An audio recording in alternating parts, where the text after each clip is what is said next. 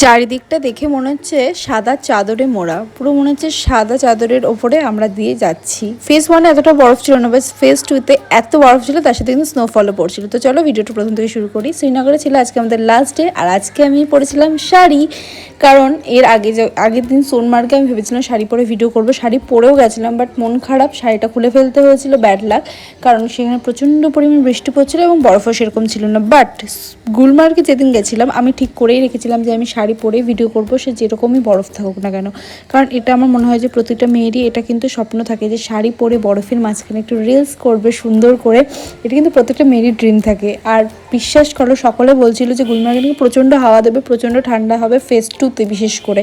আমি ভাবছিলাম সে যেরকমই ঠান্ডা থাকুক, কিন্তু একটুও আমার ঠান্ডা লাগেনি, যেহেতু আমার এমনি নিঃশ্বাস প্রবলেম হয়, তাই আমি একটু টেনশনে ছিলাম, একটু ঠান্ডা লাগেনি, এক্সাইটমেন্টে। পরে যখন ভিডিওগুলো এডিট করেছি তখন দেখি ঠান্ডা লাগছে, এমনি আমি খুব শীত কাতুরে। যাই হোক, আমরা কিন্তু গুলমার্গে স্টে করব, আর তার আগে হয়ে গেছিলো একটা ক্যাজরা। এখানটায় কিন্তু আমাদের শ্যুজ নিতে হবে, সেটা তোমাদের ড্রাইভার যেখানে দাঁড় করাবে সেখান থেকেই নিতে হবে। তো ওখানে কি প্রচণ্ড ঝামেলাঝাটি হয়েছিল, একটু বার্গেনিং নিয়ে, আর ওরা এমনভাবে জোর করবে, মানে তুমি না নিতে চাইলেও নিতে হবে। যাই হোক, সে বাদ দিয়ে গুলমার্গে হোটেল রেখে আমরা কিন্তু রোপওয়ের সামনে চলে এসেছিলাম লাইনে দাঁড়িয়ে, আর সেখানে গিয়েও চিটিংবাজি, মানে ওখানে গিয়েও মানুষজন লাইনে ঢুকিয়ে দিচ্ছে টাকা দিয়ে। মানে কি বলবো, সেই সব তো একটু নজর রাখা উচিত প্রত্যেকের, কারোর কথাও শুনছে না ওরা। ফেজ 1 আর ফেজ 2 দুটোরই টিকিট আমাদের আগে থেকে অনলাইনে কাটা ছিল, তো তোমরা চাইলে আগে থেকে বুকিং করে নিতে পারবে, ওখানে গিয়ে অফলাইনেও দেখছিলাম হচ্ছিলো। যাই হোক, ফেজ 1 আমরা না দাঁড়িয়ে প্রথমেই কিন্তু গেছিলাম ফেজ 2-তে। ফেজ 1 যখন যাচ্ছিলো তখন দেখছিলাম বরফ অতটাও ছিল না, বাট ফেজ 2-তে যখন উঠছিলাম দেখতে পাচ্ছ কি পরিমাণ বরফ যে ছিল, বলে আবার এত ভালো যে নামার সাথে সাথে স্নোফল, মানে এটা আমি তো ভাবতেই পারিনি যে স্নোফল দেখতে পারবো। বাট নেমে ঠান্ডা ফান্ডা সব গুলি মারি, এত ভালো লাগছিল চারিদিকটা দেখতে, এখন দেখে মনে হচ্ছে আমি আবারও চলে যাই।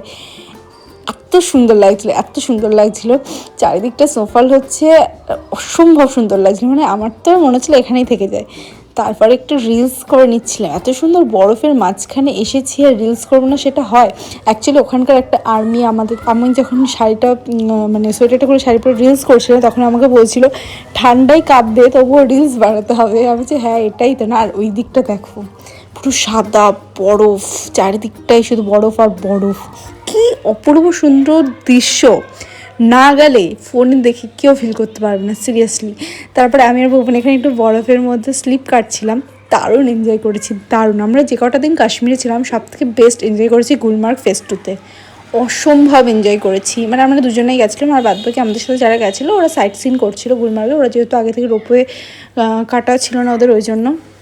আর এখানে আমরা ভীষণ মজা করেছি অ্যান্ড রিলস করেছি, প্রচুর রিলস করেছি। সব রিলস তোমাদের সাথে শেয়ার করিনি, এখনও অবধি শেয়ার করিনি, এখনও অবধি আমি পুরো ভ্লগই এডিট করে উঠতে পারিনি।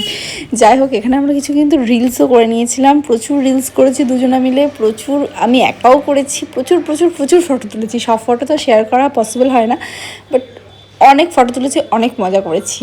আমার তো ফেজ 2 থেকে নামতে ইচ্ছে করছিল না, ফেজ 2-তে এত বরফ দেখে, মানে ফেজ 2টা দেখার পরে ফেজ 1-এ গিয়ে আর সেরকম মন হচ্ছিল না যে ফেজ 1-এ আর নাবি, আর প্রচণ্ড টায়ার্ডও হয়ে গেছিলাম, আর এত বরফ নাবতে ইচ্ছে করেছিল, বাট নাবতে তো হবেই। আমরা সেই উঠেছি কটায়, 1:30, নেমেছি 4টের সময়, আর বিশেষ করে লাইনেই 2 ঘন্টা ধরে দাঁড়াতে হয়েছে, এতক্ষণ ধরে লাইনে দাঁড়াতে হয়েছে কি বলবো। যারা ভাবছো যে ফেজ 2-তে গেলে প্রবলেম হবে, ব্রিথিং প্রবলেম হবে, কিচ্ছু হয় না। হ্যাঁ, হাওয়া দিলে হয়তো একটু একটু হয়, যাদের নিঃশ্বাস প্রবলেম হয়েছে তাদের হতে পারে, বাট আদার্স যারা সুস্থ তাদের কিচ্ছু হবে না, ঠান্ডাও লাগে না, কিচ্ছু না, এক্সাইটমেন্টে সব ভুলে যাবে। মানে এত সুন্দর দৃশ্য দেখেই মানে সব ভুলে যাবে, এটুকু বলতে পারি, দারুণ লাগছিল। তো ফেজ 1-এ এসে আমরা আর ওখানটায় স্টে করিনি, এমনি অনেকটা লেট হয়ে গেছিলো, আর এখান দিয়ে কিন্তু তখনও যাচ্ছিল না, বাট আসছিলো। ফেরার পথে আমরা একটু জুয়েলারি দোকানে দাঁড়িয়েছিলাম কিছু কেনাকাটা করার জন্য, তারপরে চলে গেছিলাম আমাদের হোটেলে, এবং আজকে দিনটা এরকমভাবে শেষ করলাম। কেমন লাগলো ভিডিওটা অবশ্যই জানিও।